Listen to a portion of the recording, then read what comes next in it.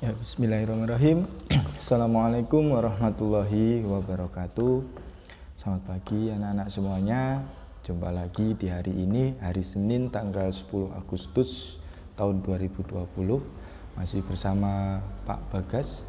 Di sini hari ini kita akan membahas tentang materi untuk tema 1, subtema 3 dan di pembelajaran yang ke-1 atau pembelajaran yang pertama.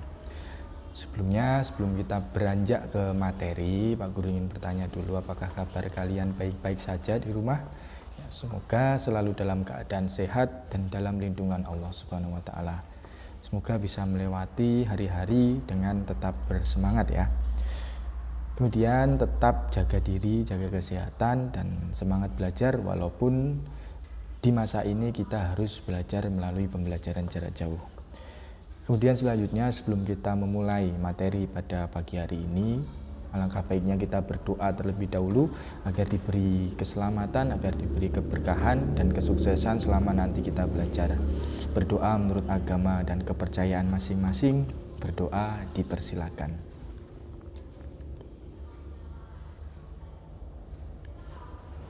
Cukup, amin ya robbal alamin. Selanjutnya dipersilakan bagi anak-anak yang ingin menyiapkan buku catatannya untuk mencatat nanti hal-hal penting yang mungkin akan Pak Guru sampaikan, yang kalian anggap penting bisa kalian catat untuk mengerjakan tugas-tugas seperti biasanya. Oke, Pak Guru saya sudah cukup ya untuk persiapannya. Pak Guru harap sudah disiapkan buku dan alat tulisnya. Kemudian yang pertama, Pak Guru ingin tanya dulu ke anak-anak semuanya. Apakah anak-anak di sini punya hewan peliharaan di rumah? Ya, tentu ada banyak sekali hewan peliharaannya anak-anak bermacam-macam. Ada yang memelihara ayam mungkin, memelihara burung. Nah, burung ini pasti banyak anak-anak. Kira-kira anak-anak memilih kok memelihara burung itu kenapa? Pak, kicauannya indah Pak, bulunya indah, bisa buat hiburan. Oh, mungkin ada yang berpikir seperti itu. Ada juga mungkin anak-anak di sini yang memelihara ikan hias. Nah, ikan hias itu juga bagus untuk kita pelihara. Nah, berbicara tentang hewan, kenapa kok Pak Guru bertanya mengenai apakah anak-anak di sini punya hewan peliharaan di rumah? Nah, karena yang akan kita pelajari nanti adalah upaya pelestarian hewan. Ya, upaya pelestarian hewan. Jadi hewan itu juga harus dilestarikan. Kenapa? Tujuannya agar tidak punah atau tetap bisa bertahan hidup. Jadi kita selaku manusia yang berakal dan memiliki pikiran harus berusaha melestarikan keberadaan hewan agar tidak terjadi kepunahan. Kepunahan itu apa? Ketika suatu jenis hewan sudah tidak ada di bumi ini. Dengan kata lain sudah mati semuanya, jadi tidak ada lagi. Nah, anak-anak tidak ingin bukan kalau hewan-hewan di dunia ini, di bumi ini nanti akhirnya akan punah semua. Kalau punah semua, manusia yang akan kesusahan. Karena hewan salah satunya seperti yang sudah pernah dijelaskan bahwa hewan itu fungsinya untuk memenuhi kebutuhan hidup manusia, terutama hewan-hewan yang layak untuk dikonsumsi. Tentunya hewan-hewan yang halal dan aman ya. Jangan memakan atau mengkonsumsi hewan-hewan ataupun tumbuhan yang membahayakan diri kita dan dilarang oleh agama dan kepercayaan kita. Jangan sampai. Nah, kemudian anak-anak tentu pernah melihat ya, ada tetangga ataupun orang-orang di Jakarta ataupun artis-artis seperti itu yang memelihara hewan-hewan yang berbahaya. Ada yang memelihara ular piton, memelihara iguana, memelihara buaya. Nah, seperti itu apakah diperbolehkan sih? Nah, sebenarnya memelihara seperti itu dilarang. Kenapa? Karena akan membahayakan diri kita. Karena hewan-hewan tersebut adalah hewan-hewan liar atau hewan-hewan yang cenderung buas. Jadi dalam kita memelihara hewan juga dianjurkan untuk memelihara yang aman-aman saja, yang mudah dan tidak membahayakan diri kita. Nah, seperti yang sudah Pak Guru jelaskan bahwa hewan itu ada dua, ada hewan liar dan ada juga hewan yang layak dipelihara. Nah, bedanya apa? Bedanya kalau hewan liar itu adalah hewan yang masih berkeliaran di habitat aslinya. Sedangkan hewan yang dipelihara adalah hewan-hewan yang ada di suatu tempat dengan tujuan untuk dipelihara oleh manusia. Itu bedanya. Kemudian yang memelihara hewan itu juga bisa berupa perorangan maupun berupa suatu lembaga. Contoh perorangan itu contohnya anak-anak kalau memelihara burung di rumah atau memelihara ikan, itu contoh memelihara hewan perorangan. Tapi jika dipelihara oleh lembaga, contohnya ketika anak-anak mengunjungi kebun binatang atau taman safari, nah itu ada suatu lembaga atau organisasi yang turut memelihara hewan-hewan tersebut. Jadi cakupannya lebih luas dibanding ketika memelihara hewan secara perorangan. Nah, berbicara tentang hewan di Indonesia ini khas banget loh. Ada keunikannya. Kenapa? Hampir semua hewan yang ada di dunia ini itu ada juga di Indonesia. Kenapa? Nah, di Indonesia itu dikenal dibagi menjadi 3 daerah persebaran fauna. Fauna itu nama lain dari hewan atau binatang. Persebaran fauna di Indonesia itu dibagi menjadi 3 wilayah dan dipisahkan oleh 2 garis khayalan, yaitu garis Weber dan garis Wallace. Ini adalah salah satu dari garis bujur. Jadi yang melalui Indonesia dinamakan garis Weber dan garis Wallace. Dilihat dari penamaan ini dari seorang tokoh yang menemukannya atau mencetuskannya pada masa itu. Jadi 2 garis itu memisahkan Indonesia menjadi 3 bagian, yaitu bagian barat, bagian tengah, dan bagian timur. Di wilayah bagian barat itu lebih dikenal dengan wilayah persebaran fauna asiatis, sedangkan di wilayah bagian tengah itu dikenal dengan persebaran fauna jenis peralihan, jenisnya peralihan. Kemudian di bagian timur, bagian paling timur itu dikenal dengan persebaran fauna dengan jenis atau tipe Australis. Alasannya kenapa dinamakan seperti itu? Asiatis, artinya hewan-hewan ini lebih cenderung atau mirip dengan hewan-hewan yang ada di benua Asia. Kemudian di timur, hewan-hewan Australis. Kenapa dinamakan Australis? Karena lebih cenderung mirip dengan hewan-hewan yang ditemukan di benua Australia. Sedangkan yang di tengah, peralihan, itu artinya ada percampuran dari kedua wilayah tadi, menyebabkan jenis hewannya ada yang hampir mirip dengan wilayah barat dan ada yang hampir mirip dengan wilayah timur, ataupun kedua-duanya dicampur seperti itu. Kemudian Pak Guru akan menjelaskan ciri-cirinya, ciri-ciri hewan asiatis seperti yang sudah dijelaskan tadi. Hewan ini mirip dengan hewan-hewan yang ditemukan di benua Asia. Jadi ciri-cirinya bisa dicatat seperti ini. Ciri-ciri yang pertama adalah jenis mamalia yang besar. Mamalia itu adalah hewan-hewan yang berkembang biak dengan seperti yang dijelaskan kemarin adalah vivipar atau beranak. Dengan kata lain, hewan mamalia adalah hewan yang beranak dan menyusui.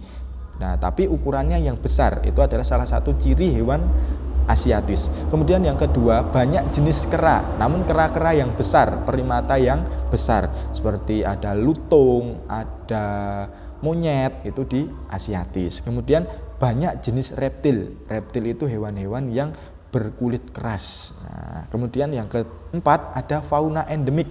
Fauna endemik, endemik ini berarti tidak ditemukan di wilayah lain. Contohnya ada badak berjula 1, harimau Sumatera, itu hanya ditemukan di wilayah asiatis, tidak akan ditemukan di wilayah yang lainnya. Kemudian banyak sekali jenis ikan air tawar. Jadi jenis ikan itu ada 3, jenis ikan air tawar, ikan air asin, dan ikan air payau. Nah, di fauna yang bagian barat ini sangat banyak ditemukan ikan air tawar.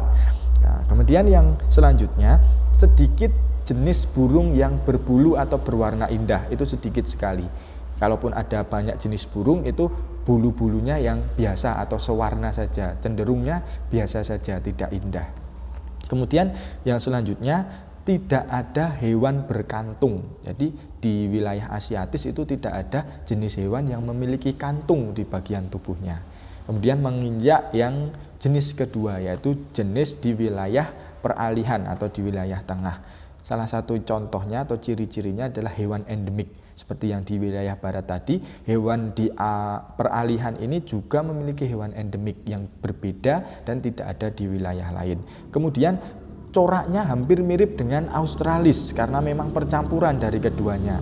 Kemudian ciri yang ketiga, ditemukan banyak hewan-hewan langka itu ada di wilayah ini. Jadi hewan-hewan di peralihan itu cenderung langka atau sudah susah untuk ditemukan. Kemudian ada juga jenis-jenis hewan purba yang bisa berevolusi dan bertahan hidup sehingga masih ada di bumi ini. Itu ada di zona peralihan tadi. Kemudian jenis reptilia itu juga ada di situ, namun tidak sebanyak di wilayah barat. Kemudian yang selanjutnya ditemukan hewan berkantung, tapi ukurannya kecil. Kemudian selanjutnya banyak ditemukan jenis kera atau primata, namun yang berukuran kecil atau imut mini seperti itu. Beda dengan yang wilayah barat tadi, kera-keranya besar, tapi di wilayah peralihan kera-keranya itu cenderung kecil, dinamakan primata. Kemudian untuk tipe yang ketiga atau jenis yang ketiga itu adalah jenis Australis. Jadi cenderung mirip dengan benua Australia. Ciri-cirinya seperti ini. Hewannya ditemukan beberapa hewan yang berkantung, namun jenis hewannya adalah hewan besar. Contohnya kanguru. Nanti anak-anak tahu, banyak di film-film atau di channel National Geographic Channel itu juga kadang ditayangkan kanguru. Jadi ukurannya besar, dia memiliki kantong. Nah, itu hewan Australis. Itu ditemukan di Australia, namun ada beberapa yang ditemukan juga di Indonesia. Kemudian yang kedua itu adalah jenis mamalia. Seperti di wilayah barat ataupun tengah tadi, di Australis juga ditemukan jenis mamalia, hanya ukuran kecil seperti walabi seperti itu. Kemudian banyak sekali ditemukan burung-burung yang berbulu atau berwarna indah, seperti burung cendrawasih, burung merak seperti itu. Banyak ditemukan di wilayah Australis. Kemudian ada pula hewan-hewan endemik seperti wilayah yang lainnya. Jadi beberapa hewan hanya ditemukan di wilayah Australis dan tidak ditemukan di wilayah yang lain. Contohnya kanguru. Kanguru tidak akan ada yang hidup di wilayah yang lain. Contohnya kita ke Sumatera, nggak mungkin ada kanguru kecuali di kebun binatang seperti itu. Kemudian yang selanjutnya ada jenis ikan air tawar, namun jumlahnya tidak sebanyak di wilayah barat, hanya sedikit saja. Seperti itu. Jadi itu tiga jenis persebaran fauna yang ada di Indonesia, tiga wilayah tadi, wilayah Asiatis, wilayah peralihan, dan wilayah Australis. Ada tiga dan ciri-cirinya sudah dijelaskan Pak Guru tadi. Kemudian dalam rangka pemeliharaan atau pelestarian hewan, itu kita bisa melakukannya dengan dua cara, yaitu dengan cara in situ ataupun dengan cara ex situ. In itu di dalam, ex itu di luar. Artinya in situ kita melestarikan hewan atau fauna itu masih di dalam habitat aslinya. Jadi kita tidak memindahkan hewan tersebut keluar habitat aslinya. Sedangkan pelestarian ex itu luar. Artinya kita melestarikan hewan dengan memindahkannya dari tempat asli ke tempat yang lebih aman. Nah, ex situ ini digunakan ketika melestarikan hewan yang habitat aslinya contoh sudah rusak karena kebakaran atau rusak karena penebangan liar. Itu kita akan pindahkan di suatu tempat yang aman dengan penjagaan, dengan tujuan hewan tersebut direhabilitasi, hewan tersebut dilestarikan karena sudah mendekati kepunahan dan habitat aslinya sudah mengalami kerusakan seperti itu. Jadi ada dua ya tadi, kita ulang, in situ dan ex situ. Kemudian untuk contohnya, untuk contoh in situ itu ada beberapa yang akan Pak Guru sebutkan. Antara lain ada suaka marga satwa. Di situ ada kata-kata satwa. Jadi khusus untuk melestarikan hewan di tempat aslinya, suaka marga satwa. Kemudian yang kedua ada hutan lindung. Jadi kita membuat hutan yang sudah ada itu dan sudah banyak faunanya, ada fauna-fauna di situ. Kemudian kita terapkan konsep hutan lindung, yaitu menerapkan penjagaan agar hewan-hewan tersebut tidak diganggu oleh manusia seperti itu dan bisa tumbuh berkembang dengan baik. Kemudian yang ketiga ada taman nasional. Nah, untuk taman nasional ini lebih cenderung melestarikan hewan-hewan tertentu. Contohnya ada Taman Nasional Ujung Kulon untuk melestarikan badak berjula 1, Taman Nasional Waikambas untuk melestarikan binatang gajah Sumatera dan yang lainnya. Jadi bedanya kalau suaka marga satwa itu hewannya campur-campur, hutan lindung juga hewannya campur-campur. Dan ada tumbuhannya juga kalau hutan lindung. Tapi kalau taman nasional itu lebih cenderung melestarikan jenis hewan tertentu atau satu jenis hewan khusus endemik yang ada di wilayah itu. Kemudian untuk contoh ex situ atau pelestarian yang di luar habitat aslinya, itu anak-anak tentu sering kalau liburan pernah berkunjung ke taman safari, berkunjung ke kebun binatang, ataupun berkunjung ke tempat penangkaran hewan. Nah, jadi di tempat ini hewan akan dilestarikan namun tidak di tempat aslinya. Contoh taman safari. Taman safari itu hutan buatan. Jadi hutan yang sengaja disiapkan untuk melestarikan hewan maupun tumbuhan, tapi tidak di lingkungan aslinya. Kemudian kebun binatang, untuk kebun binatang itu buatan karena tidak seperti lingkungan aslinya, hanya saja dikonsep mungkin hampir mirip dengan lingkungan aslinya agar hewan lebih mudah untuk beradaptasi. Kemudian penangkaran hewan. Nah, penangkaran ini berbeda dengan taman safari dan kebun binatang tadi. Kalau penangkaran hewan ini lebih bertujuan untuk memperbanyak jenis hewan tersebut sehingga tidak punah. Contohnya ada penangkaran penyu, ada penangkaran buaya, penangkaran ikan hiu. Jadi cenderung ke hewan-hewan yang langka dan kita akan melestarikannya, mengembangbiakannya agar jumlahnya bisa semakin banyak untuk kemudian beberapa dilepaskan di habitat aslinya. Jadi untuk menjaga keseimbangan ekosistem kalau tujuan dari penangkaran hewan ini. Nah, kemudian tentang pelestarian hewan, Pak Guru rasa cukup untuk di pembelajaran hari ini. Nanti bisa kalian ulang sehingga bisa lebih memahami materinya. Bisa kalian cari di sumber lain dari buku ataupun dari googling seperti itu. Nah, berbicara tentang persebaran hewan tadi, Pak Guru menyinggung tadi bahwa hewan asiatis itu mirip dengan wilayah-wilayah di Asia. Berarti hewan-hewan di Asia Tenggara juga hampir mirip dengan wilayah-wilayah itu karena Asia Tenggara termasuk wilayah benua Asia. Nah, berbicara tentang Asia Tenggara, ini unik loh. Wilayah Asia Tenggara itu bentuknya memanjang. Jadi terbagi menjadi dua. Jadi dibagi menjadi mainland atau tanah utama, kemudian ada juga jenis yang kedua yaitu wilayah-wilayah insular. Jadi mainland dan insular. Wilayah mainland itu adalah wilayah Asia Tenggara yang masih bergabung dengan daratan Asia. Jadi masih terhubung, istilahnya tidak terpisah oleh perairan laut. Jadi wilayah Asia Tenggara ini masih terhubung dengan wilayah benua Asia di sebelah baratnya. Kemudian untuk wilayah insular ini adalah wilayah-wilayah yang terpisah oleh lautan. Jadi dengan kata lain itu kepulauan, pulau-pulau terpisah dari daratan aslinya atau terpisah dari daratan benua Asia.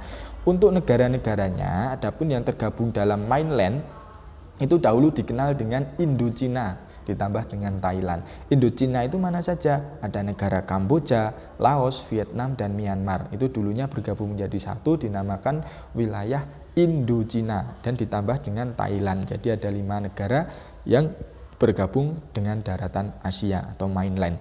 Kemudian untuk daerah insular itu kepulauan-kepulauan alias yang terpisah dari daratan utama tadi. Ada Indonesia jelas, kemudian Malaysia, Singapura, Brunei, dan Filipina. Jadi ada masing-masing itu 5 negara. Ada juga Timor Leste, ada juga Papua Nugini, tapi mereka tidak bergabung dengan ASEAN seperti itu. Kemudian dari masing-masing negara itu untuk menjaga kestabilan pemerintahannya, negara-negara tersebut menerapkan sistem politik dan sistem pemerintahan.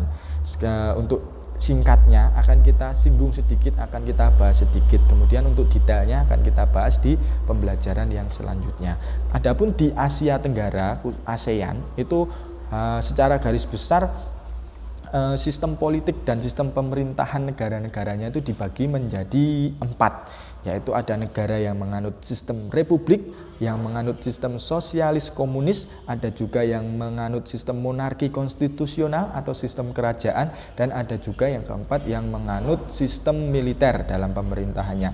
Tentu negara-negara ini dalam menerapkan sistem politik dan pemerintahannya disesuaikan dengan keadaan negara tersebut, disesuaikan dengan geografis maupun dengan keadaan yang ada di sana. Jadi tidak sembarangan. Indonesia menerapkan republik, belum tentu ketika Indonesia menerapkan monarki atau kerajaan bisa berjalan seperti sekarang ini, karena memang keadaan sosial budaya di masing-masing negara itu berbeda.